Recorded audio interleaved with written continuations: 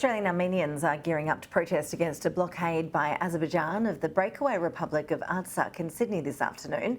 It's creating a humanitarian crisis in the region, constricting supplies of food, medicine, gas and fuel. There are calls for Australia's Foreign Minister to join other nations in condemning the blockade. Joining us now is Michael Kolokossian, the Executive Director of the Armenian National Committee of Australia. Michael, appreciate your time, thank you. Just give us a sense of the background that's led to this situation erupting.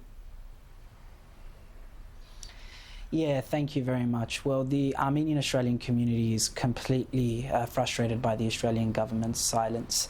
But the issue is following the 2020 Nagorno-Karabakh war, Azerbaijan occupies more than 70% of the Republic of Artsakh, and it has continued its aggressive tactics against the 120,000 Christian Armenians in Artsakh, and has now blockaded the people there for over 38 days now. No food, no medicine, no humanitarian relief is able to enter the region, and Azerbaijan is threatening to shoot down planes carrying international aid from the outside world. I see Azerbaijan has announced this week official policy of looking to bring back hundreds of thousands of ethnic Azerbaijanis who once lived in the territory. The president quoted a couple of days ago saying that the plan is for a peaceful return of refugees and their descendants to their former homes. Are you cynical about the government's real motivations there?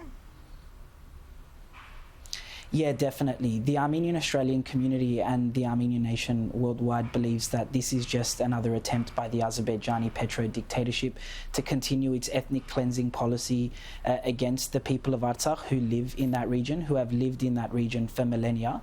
And this is the part of their genocidal intent to cleanse the region of not only its population, but its churches, its monasteries, and this is a centuries-old peoples who have lived there throughout millennia. And so just how dire is the humanitarian situation? What was that, sorry? I was wondering just how dire the humanitarian situation is getting for the people who are living there. Yeah, well, no food, no medical supplies, no humanitarian relief. We're talking markets don't have the most basic necessities, fruits and vegetables. People have to be transferred to the Republic of Armenia for immediate medical attention, and Azerbaijan is restricting that transport.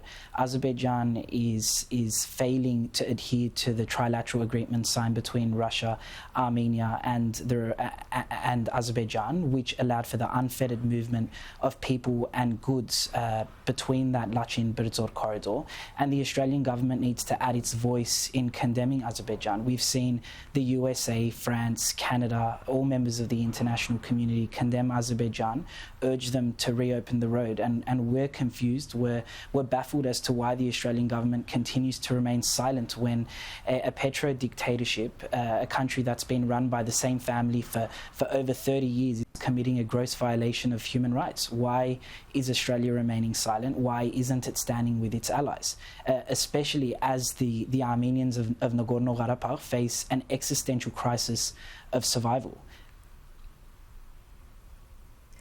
Michael Kolokossian, we really appreciate you joining us to give us a bit of an insight into the situation there, part of the world that a lot of Australians might not have been able to visit, but it does sound certainly very tough, and we appreciate you sharing your insights with us. Thanks so much.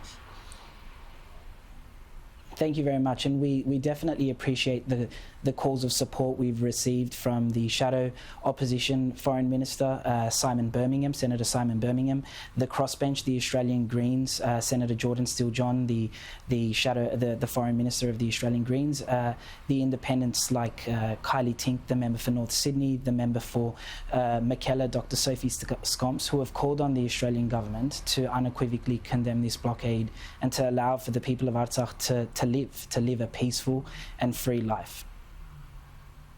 Okay, well, we'll be keeping a close eye on that situation and see if there's any movement from the government on that one. Michael, thanks again.